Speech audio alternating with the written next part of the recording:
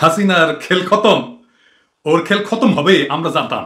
জানতো না শুধু তার লেসপেন্সার গুলা, আর কিছু সরকার বিরোধী ভং ধরা ভালসুন যারা জিন্দিগিতে রাজনীতি সংগ্রাম সংগঠন করে নাই, তারা আন্তর্জাতিক রাজনীতির প্রাথমিক পাঠ নাই, তারাই মনে করতো হাসিনা আজীবন ক্ষমতায় থাকবে।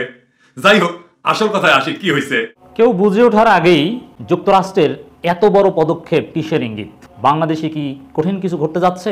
বাংলাদেশের সেনাবাহিনীকে কি যুক্তরাষ্ট্র পরোক্ষভাবে কিছু বোঝাতে চাচ্ছে যে আগামী 7 দিনের মধ্যে বাংলাদেশের উপর দিয়ে এক বিপজ্জনক অর্থনৈতিক ঘূর্ণিবার্তার ঝাপটা আসার লক্ষণ দেখা দিয়েছে। এই ঝাপটা আসতে যাচ্ছে যুক্তরাষ্ট্রের নেতৃত্বাধীন পশ্চিমা অর্থনৈতিক মহল থেকে। তাদের উপর স্যাংশন দেওয়ার অর্থটা কি? সন্ত্রাসীদের মদত দেওয়া। আমার এটাও প্রশ্ন মার্কিন যুক্তরাষ্ট্রের কাছে, যে তাহলে কি সন্ত্রাস দমনে তারা নাখোশ? প্রধানমন্ত্রী শেখ হাসিনার খেলা শেষ। দর্শক, ঠিক এমনই মন্তব্য করেছে পিনাকি ভট্টাচার্য। দর্শক, আপনাদের সামনে এখন তার পরিচয় দেওয়ার কোনো দরকার নেই, কারণ আপনারা সকলেই তাকে চেনেন।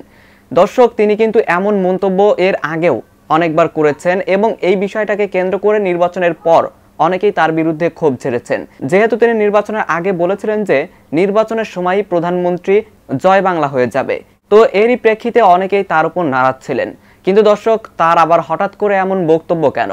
প্রিয় দর্শক, আপনারা কিন্তু ইতিমধ্যেই সকলে জেনে গিয়েছেন যে আমেরিকার স্টেট ডিপার্টমেন্ট থেকে বাংলাদেশের সাবেক সেনাপ্রধান জেনারেল আজিজের উপর নিষেধাজ্ঞা দেওয়া হয়েছে। দর্শক, আমরা কিন্তু কিছুদিন আগে দেখেছিলাম ডোনাল্ড লু এসে বলেছিল যা হবার হয়ে গিয়েছে, এখন আমরা সম্পর্ক উন্নয়ন করতে চাই বা সম্পর্ক এখন এগিয়ে নিতে চাই। কিন্তু দর্শক, হঠাৎ করে তারা কেন এই নিষেধাজ্ঞা দিল? দর্শক, এখানে প্রশ্ন উঠছে, যদি তারা সম্পর্ক এগিয়ে নিতে চায় তাহলে কেন এই নিষেধাজ্ঞা? এই নিষেধাজ্ঞার কারণে এখন কথা বলছে পররাষ্ট্রমন্ত্রী এবং এই বিষয়টা নিয়ে মুখ খুলেছে প্রধানমন্ত্রী পর্যন্ত।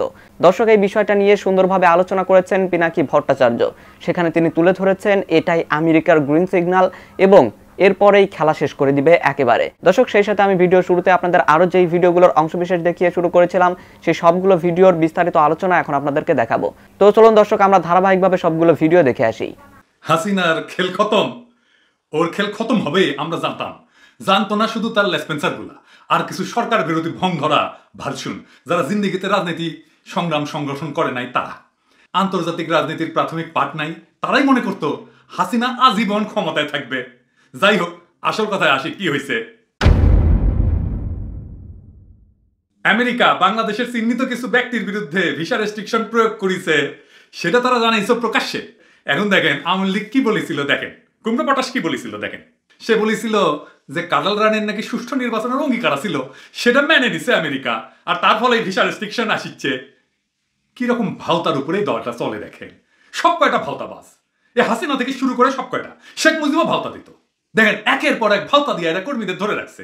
কেরে কুমড়ো পটাশ, তোর ভুড়ির তেলে কলে পাবলিকে মুড়ি ভেজা খাবি। ও আচ্ছা, কারে কারে দিল ভিসা রেস্ট্রিকশন? আসেন সেই আলাপে আসি, এটা জরুরি জানা দরকার, তাই না? এক নম্বরে যার নাম শোনা যেতেছে সে হইতেছে দরবেশ বাবা। আর আরেকটা জিনিস এই চান্সে দেখায়নি, চন্দন নন্দী বলতেছে যে বাংলাদেশের রিজার্ভ আছে 18 বিলিয়ন। এডিটর সাহেব ওই জায়গাটা একটু দেখান। আমি কইছিলাম না 1 বছর আগে যে এই সময় 20 বিলিয়নের নিচে নেমে আসবে, কি মিলল? এটা হবে 7 নাম্বার বিপদ সংকেত। দেখেন 7 নাম্বার বিপদ সংকেত বেজে গেছে কারণ রানীর। যাই হোক, ওইটা নিয়ে পরে আলাপ হবে। আমরা তো ফলো করেছিলাম যে কেন দরবেশ বাবার সঙ্গে আমেরিকানরা আসলেই কথা করছিল। আমরা ভাবিছিলাম যে তার মাধ্যমে হাসিনার কাছে বার্তা পাঠাচ্ছে, একটা ভিডিও করেছিলাম কলে। তো আসলে আমেরিকা হাসিনার কাছে বার্তা তো পাঠাচ্ছিল, তারেও বার্তা দিচ্ছিল, দরবেশ বাবারেও। তোমার কলে খবর আছে, শুনে নাই, উই খাইছে ভিসা রেস্ট্রিকশন। এই তালিকায় সম্ভবত জয়ও আছে। এই তালিকার মধ্যে আছে বিরোধী দল থেকে কেড়ে আছে। বিরোধী দল কেন এর মধ্যে? হ্যাঁ, তো বিরোধী দল থেকে যারা আছে তার মধ্যে আমি দেখেছি নাম আছে রওশন এরশাদ, কাজী ফিরোজ রশিদ, রাঙ্গা। তাহলে বুঝেছেন তো বিরোধী দল বলতে কারে বুঝাইতেছে তারা? বাকশালীরা বলে এই যে দেখিছো বিরোধী দলের কথা কইছে তো বিএনপির বিরুদ্ধে ভিসা নিষেধাজ্ঞা দিবে। এই বেকুব ভালসুন গুলো ভুলেই গেছে যে ওর একটা গৃহপালিত বিরোধী দল আছে। ক্যাঙ্কা লাগে এখন। হ্যাঁ, কাডাল রানীরা বুঝাই দিল সেলফির কি তেজ। কইছিলাম না কোরবানির আগে গরুর সাথে সেলফি তুলে কেউ? গরুরও বুদ্ধি আছে। গরু এই সেলফি সবাইকে দেখায় না যে দেখো আমার যে কিনেছে, আমার কত ভালোবাসে। এইবার আসেন আর একটা বড় ইস্যু আলাপ করি। শুধু স্ত্রীর আলাপ করলে হবে, স্বামীর আলাপ করা লাগবে না। স্বামী স্ত্রী মিলাই তো সংসার, তাই না? এই যে ফ্যাসিবাদের সংসার, এটা তো স্বামী স্ত্রী মিলায়, তাই না? আসেন স্বামীর আলাপটাও করি। আপনারা দেখেছেন তো যে কানাডা আর ইন্ডিয়া লাগিছে, ফাটাফাটি লাগিছে। কারণ ইন্ডিয়া র দিয়া একজন ভিন্ন মতাবলম্বী শিখ, যে কিনা আবার কানাডার নাগরিক, তারা কানাডার মাটিতে খুন করেছে, এটা প্রমাণ পাইছে কানাডা। এই প্রমাণ দিয়া মোদিরে কানাডার আদালতে শাস্তি দেওয়া সম্ভব। আর কি কি হইতে পারে? আপনারা দেখেছেন তো যে ডিপ্লোম্যাটিক ফল আউট যেটা কয় আর কি, মানে কূটনৈতিক সম্পর্ক এটা বিচ্ছিন্ন হয়ে গেছে। হ্যাঁ, আবার ইন্ডিয়া কইছে যে কানাডিয়ানদের ভিসা দিব না। আরে বাপরে, প্রচুর পরিমাণে ইন্ডিয়ান কিন্তু এখন কানাডায় থাকে। ইকোনমিক স্যাংশন পাইতে পারে, লিগ্যাল অ্যাকশন তো পাবেই। আর তার যে সফট পাওয়ার ছিল ইন্ডিয়ার, সফট পাওয়ার মানে হচ্ছে আন্তর্জাতিক প্রভাব, যে তার কথা মানে শোনে বা কথা শুনে, এটা বুঝে দেখে, এটা কেউ কোথাও কিছু বললে সেটাতে গুরুত্ব দিয়ে দেখে, এটাই হচ্ছে সফট পাওয়ার। এই আন্তর্জাতিক প্রভাব এটা খাটায় শাহ হাসিনাকে রক্ষা করতো, এটা কিন্তু জয় বাংলা হয়ে গেল। আর দেশের জাতীয় রাজনীতিতে তো বিরোধী দল এটা খায়া বসবে, ধরে বসবে। হ্যাঁ, এটা তো রাহুল গান্ধী ধরে বসবে, তাই না? সে পরের নির্বাচনে কলে আর জিততে পারবে না। আর পৃথিবীর বিভিন্ন দেশের ইন্টেলিজেন্সের মধ্যে কোঅপারেশন থাকে, মানে ধরেন আমাদের ডিজিএফআই এর সাথে কিন্তু সিআইএ এর কোঅপারেশন আছে, থাকতেই হবে। হ্যাঁ, তো এটা ইন্টেলিজেন্স কোঅপারেশন, এটা বিভিন্ন দেশ ইন্টেলিজেন্স ইনফরমেশন শেয়ার করে। র এর সাথে আর কেউ শেয়ার করবি না, কারণ র এমন একটা কাজ করেছে যেই কাজ ইন্টেলিজেন্সের কাজ না, খুনাখুনি করা ইন্টেলিজেন্সের কাজ না। আর আমেরিকা এমন সময় ধরেছে, ওর সবকিছু ক্যালকুলেট করা, এমন সময় ধরেছে, আমি বলছিলাম না যে আমেরিকা চায় মোদি যেন ক্ষমতায় না থাকে। দেখেন মিলে যাচ্ছে এখন সবকিছু। এমন সময় ধরেছে দুইজনকে একই সাথে। ইন্ডিয়া এখন নিজের ধুতি সামলাতে সামলাতে দিন কাটবে।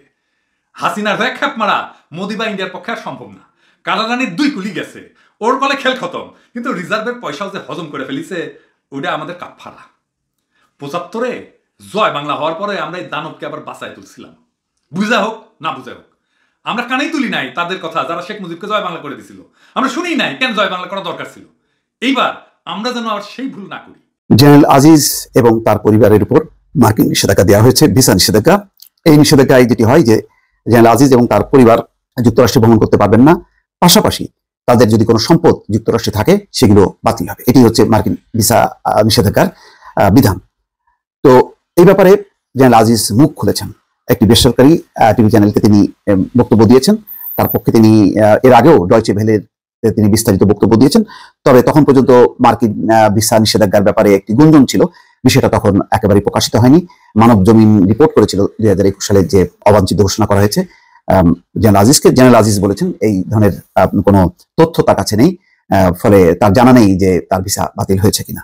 যাই হোক, এখন আনুষ্ঠানিকভাবে যেহেতু মার্কিন যুক্তরাষ্ট্র একেবারে তার ওয়েবসাইটে প্রকাশ করেছে ম্যাথিউ মিলার বিবৃতি দিয়ে, এবং কি কি কারণে তার যে ভিসা নিষেধাজ্ঞা সেটিও বলেছে দুর্নীতি এবং ক্ষমতার অপব্যবহার, এবং এর মধ্য দিয়ে বাংলাদেশের গণতন্ত্র ক্ষতিগ্রস্ত হয়েছে, গণতান্ত্রিক প্রতিষ্ঠানগুলো ক্ষতিগ্রস্ত হয়েছে।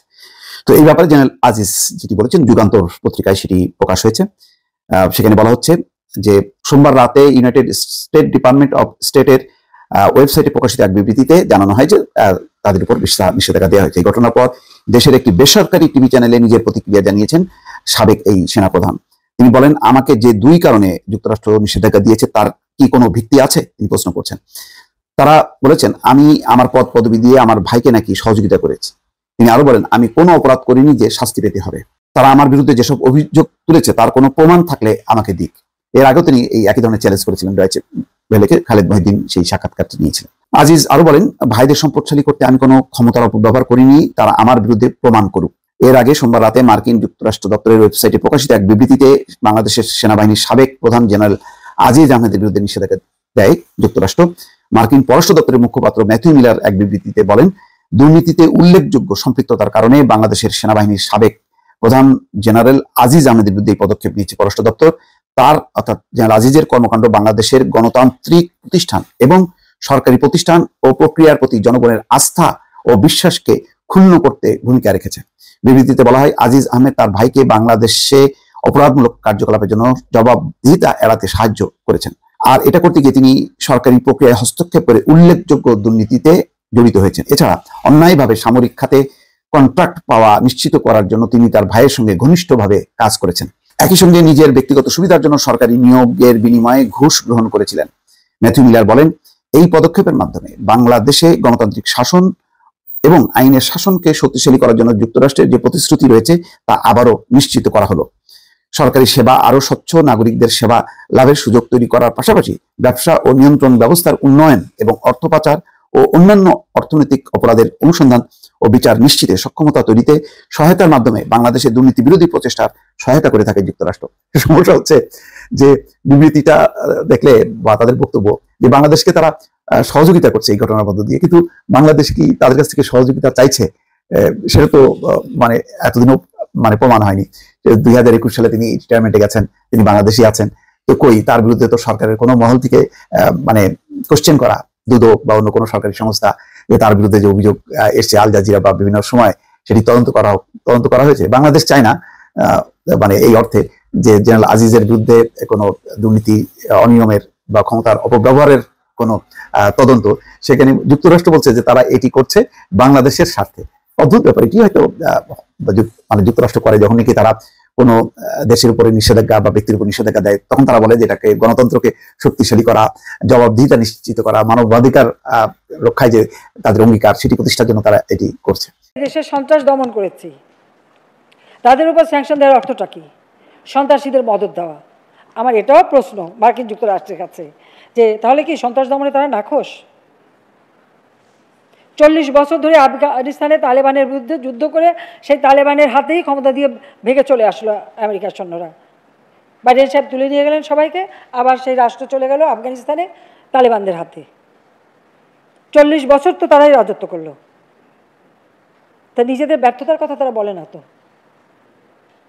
ভিয়েতনামে 30 বছর যুদ্ধ করলো, বাংলাদেশে পাকিস্তানিদের মদত দিল, 7 ফ্লিট পাঠাতে চাইলো। আমরা কিন্তু আমাদের দেশ স্বাধীন করেছি।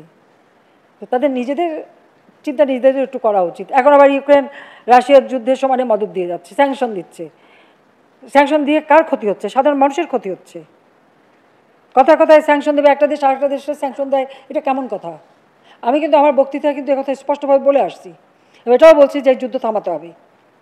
ওই শুধু অস্ত্র প্রতিযোগিতা আর যুদ্ধ করে শুধু অস্ত্র প্রস্তুতকারী বা অস্ত্র বিক্রিকারী দেশ লাভবান হবে, আর আমাদের মতো সাধারণ দেশের মানুষ না খেয়ে মরবে, কষ্ট পাবে। দর্শক, আমি আশা করছি আপনারা সকলেই অত্যন্ত মনোযোগ সহকারে সবগুলো ভিডিওই দেখেছেন। এমনকি দর্শক, যদি এই ভিডিওগুলো সম্পর্কে আপনাদের কোনো মন্তব্য থেকে থাকে তাহলে তো অবশ্যই জানাবেন। দর্শক, সবশেষে বলবো, যারা এখনো চ্যানেলটি সাবস্ক্রাইব করেননি সকলে চ্যানেলটি সাবস্ক্রাইব করে পাশে থাকা বেল আইকনটি বাজিয়ে দিবেন। আর যারা ইতিমধ্যেই সাবস্ক্রাইব করে রেখেছেন তাদের সকলকে অসংখ্য ধন্যবাদ। দর্শক, ভিডিওটি শেষ করছি এখানেই। ফিরছি পরবর্তী নিউজে নতুন কোনো টপিকে। আল্লাহ হাফেজ।